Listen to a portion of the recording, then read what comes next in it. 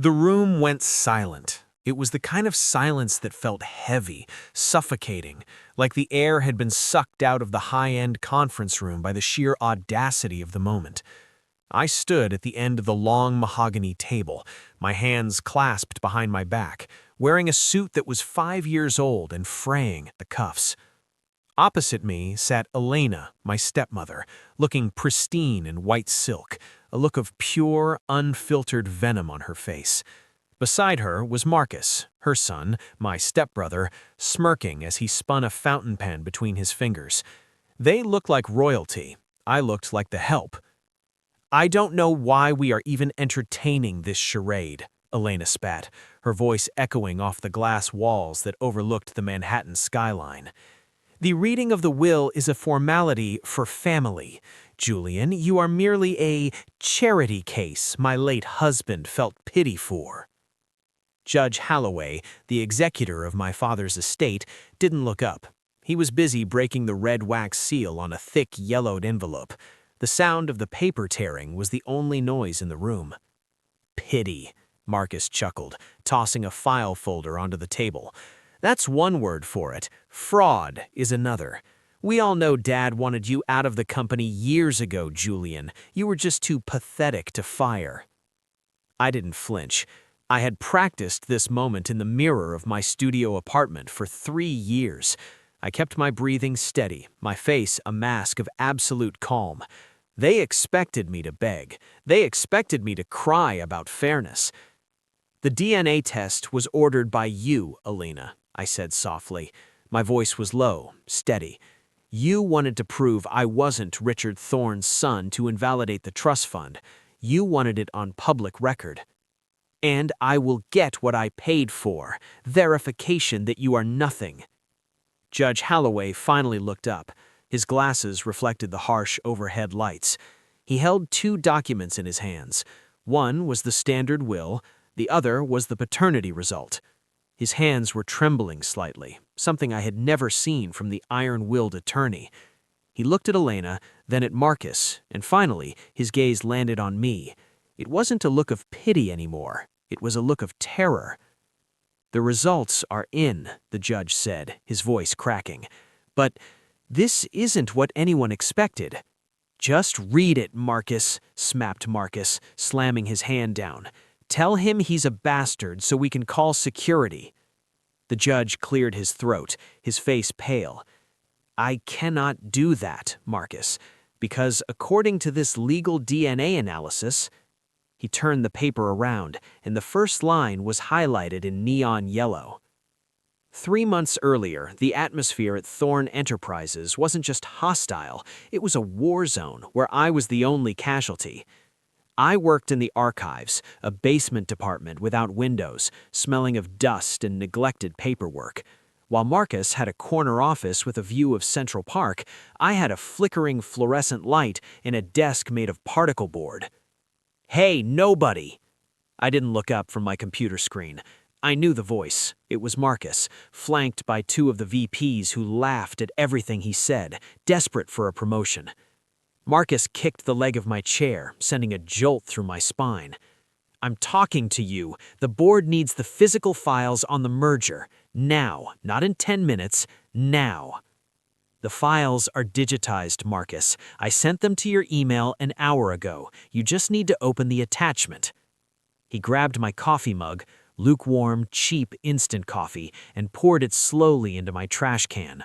The dark liquid splashed on my shoes. "I don't read emails from illegitimate staff," Marcus sneered.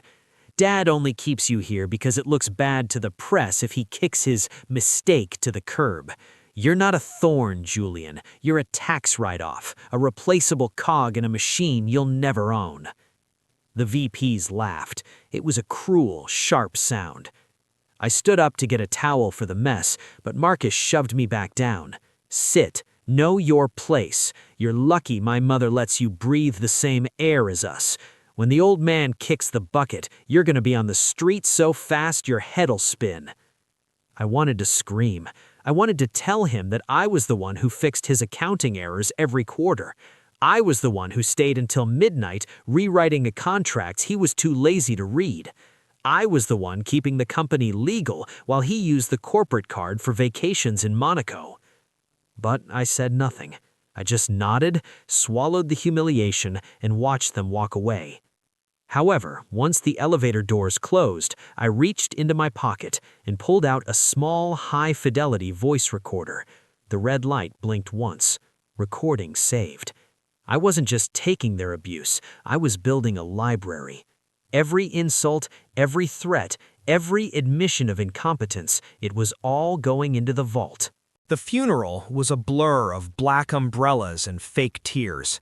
I stood at the back, near the muddy edge of the cemetery, far away from the front row where Elena and Marcus accepted condolences from senators and business tycoons.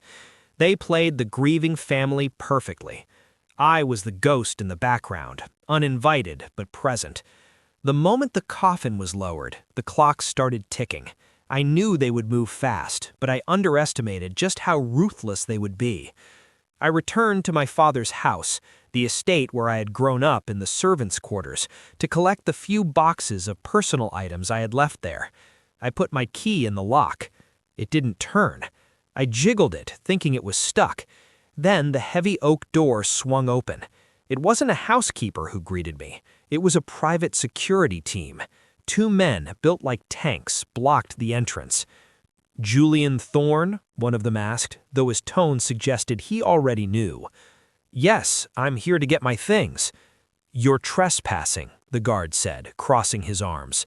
"Mrs. Thorne has ordered a full lockdown of the estate. No unauthorized personnel." "I live here," I said, my voice rising. "My birth certificate lists this address." Elena appeared behind the guards, holding a glass of champagne. She looked triumphant. "Not anymore. The house deed was transferred to Marcus this morning, a gift from your father before he passed, supposedly. You have no legal standing here." She signaled the guards. They stepped forward, forcing me down the stone steps. "My laptop? My documents? My mother's photos?" "Incinerated," Elena smiled, taking a sip of her drink. "We're decluttering, getting rid of the trash. Consider your employment at Thorne Enterprises terminated as well, effective immediately." She threw a white envelope onto the wet driveway. It landed in a puddle. "Your final severance check. 2 weeks' pay. Don't spend it all in one place." The heavy door slammed shut. The sound echoed like a gunshot. I stood in the rain, staring at the soaked envelope. They had taken my home, my job, and my history. They thought they had stripped me naked. But as I walked back to my beat-up sedan, I didn't cry. I reached under the passenger seat and felt the cold metal of a hard drive they didn't know existed. The next 48 hours were a masterclass in systematic destruction. Elena and Marcus didn't just want me gone, they wanted me erased. I checked into a cheap motel on the outskirts of the city, the kind of place where the neon sign buzzed all night, and the walls were paper thin. I opened my laptop, my backup one, and tried to log into my bank account to pay for the week. Access denied, account frozen. I called the bank immediately. "There's a mistake," I told the operator, my hand gripping the phone tight. "I'm sorry, sir." The voice was robotic, indifferent. "A fraud alert was flagged by the primary account holder of the family trust. All linked assets are frozen pending investigation." Elena. She had flagged me for theft. I had $42 in my wallet and a half tank of gas. My phone rang. It was a recruiter I had been speaking to, a lifeline for a new job at a rival firm. "Julian," the recruiter sounded awkward. "Look, we have to rescind the offer." "Why?" I asked, sitting on the edge of the sagging mattress. "My credentials are perfect." "We received an anonymous tip from your previous employer regarding corporate espionage. We can't take the risk. Don't call us again." I hung up. The walls were closing in. I had no money, no job, and my reputation was being torched. I sat in the dark, the blinking red light of the motel smoke detector mocking me. It would be so easy to break, to scream, to drive the car off a bridge. That's what they wanted. They wanted the volatile bastard son to have a breakdown so they could lock me away in a facility. But I wasn't volatile. I was an archivist. I was a keeper of secrets. I opened my backpack and pulled out the physical copies of the Thorn legacy contracts, the ones I had saved from the shredder months ago. I spread them out on the cheap bedspread. My stomach rumbled, empty and twisting, but my mind was razor sharp. I didn't need money yet. I needed a lawyer who hated my stepmother as much as I did. I picked up the phone and dialed a number I had memorized from my father's private study years before. "Mr. Henderson," I said when the old man answered, "it's time to talk about the Clause 14 that Elena missed." Mr. Henderson's office smelled of leather and cigar smoke, a stark contrast to the sterile glass cage of Thorn Enterprises. The old lawyer sat behind his desk, looking at me with skepticism. He had served my father for 40 years, but Elena had pushed him out as soon as the dementia set in. "You're telling me," Henderson grunted, looking over his spectacles, "that you have proof of the shell companies? Marcus is careless, but he's not stupid." "He is stupid," I corrected gently. "He's arrogant. He assumes the IT department doesn't track traffic from the executive suite."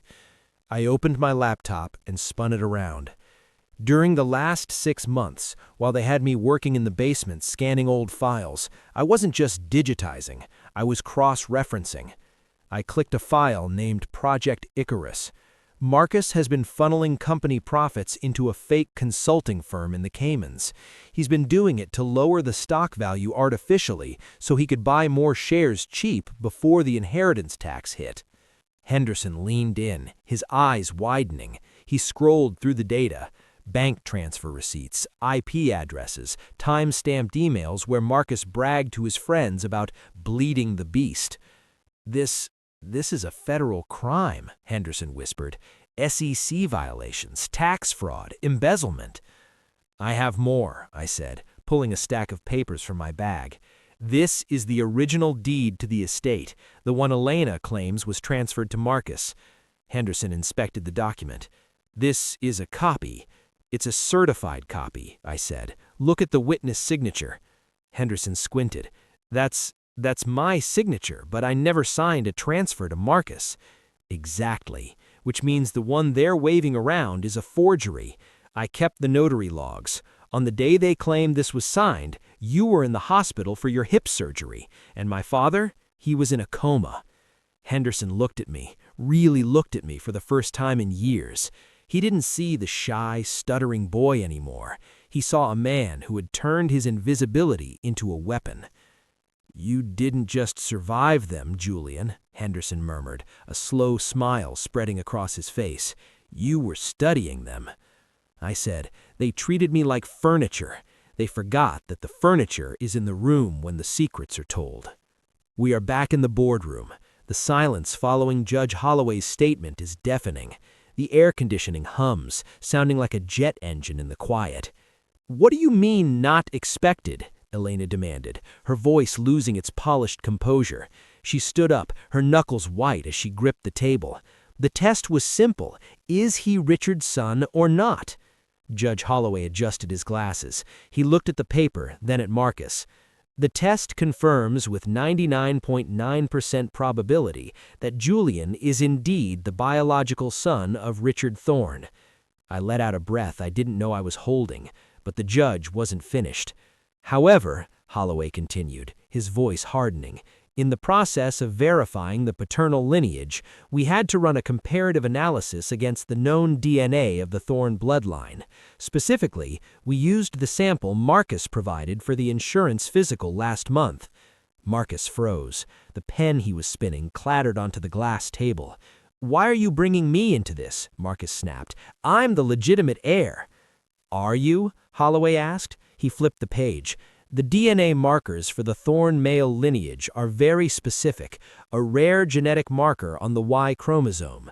Julian has it. Richard had it." The judge looked directly at Elena. "Marcus does not." The room spun. I looked at Marcus, then at Elena. Her face had drained of all color. She looked like a ghost.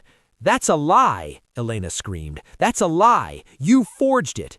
DNA doesn't lie, Mrs. Thorne, Holloway said coldly. Marcus is not Richard's son, which means, under the stipulations of the 1998 Family Trust, which explicitly states assets pass only to biological issue or legally adopted heirs of blood relation, Marcus is entitled to nothing.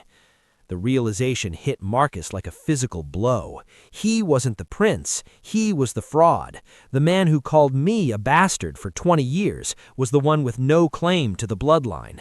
Mom turned to her, his voice trembling. What is he talking about? Elena didn't answer. She was staring at me with a hatred so pure it felt radioactive. You think this is over? She whispered, her voice shaking with rage. You think a piece of paper stops me? I run this company. I own the police in this precinct. Get out before I have you killed. The victory in the boardroom was short-lived. We hadn't even left the building before the counterattack began. Elena wasn't going to let a DNA test destroy her empire. She went nuclear. As I walked toward the lobby with Mr. Henderson, 3 police officers intercepted us. They weren't smiling. Julian Thorne? The lead officer asked. He had a thick neck and eyes that said he'd been paid off long ago. Yes? You're under arrest. For what? Henderson barked, stepping in front of me. My client has just been vindicated. Grand larceny and corporate espionage, the officer said, pulling out handcuffs. We just found $5 million worth of bearer bonds in your vehicle, Mr. Thorne, stolen from the company's safe. My heart stopped. They had planted them. While we were upstairs reading the will, they had broken into my beat-up sedan in the parking garage and framed me. This is a setup, I shouted as they spun me around, slamming my chest against the marble wall. Check the cameras, check the garage footage. Cameras in the garage are down for maintenance, the officer muttered, clicking the cuffs tight. You have the right to remain silent. I was dragged out of the building, past the gawking employees. I saw Marcus standing on the mezzanine level, watching. He was on his phone, smiling. He had lost the bloodline battle, but he was winning the war. If I was a convicted felon, the morality clause in the will would disqualify me from inheritance, regardless of DNA. They threw me into a holding cell that smelled of urine and bleach. I sat there for hours, my mind racing. They had played their trump card. They controlled the evidence, the security, and the narrative. But they had made one critical mistake. They assumed I was working alone. I closed my eyes and waited. An hour later, my lawyer, Henderson, walked in, but he wasn't alone. He was with a young woman in a hoodie, Sarah, the quiet IT intern I had helped with her student loans 2 years ago. They wiped the garage footage, Sarah whispered through the bars. But they forgot that the Tesla parked next to your car has Sentry Mode active 24/7. She held up a USB drive. I hacked the neighbor's car cloud. I have video of Marcus breaking into your trunk. The next morning, the courtroom was packed. Elena had called the press. She wanted my criminal arraignment to be front-page news. She stood near the prosecutor, looking like the grieving widow forced to prosecute her ungrateful stepson. Your Honor, the prosecutor began, the defendant was caught with stolen property. We have the physical evidence. I stood next to Henderson. I was wearing the same suit, wrinkled from a night in jail. I looked tired. I looked beaten. Does the defense have a statement? The judge asked. Actually, Your Honor, I said, my voice projecting clearly for the first time in my life. We have a presentation. Henderson plugged the USB drive into the court's AV system. The large screens on the wall flickered to life. The grainy, high-definition footage from the Tesla's side camera appeared. It showed the dim parking garage. It showed my sedan. And then it showed Marcus. He was looking nervously, holding a black duffel bag. He used a crowbar to pop my trunk, shoved the bag inside, and ran. The courtroom gasped. A collective murmur rippled through the gallery. Elena's face crumbled. She grabbed her lawyer's arm. Object! That's doctored. It is digitally signed and time-stamped by the third-party server, Henderson stated calmly. But we have more. I stepped forward.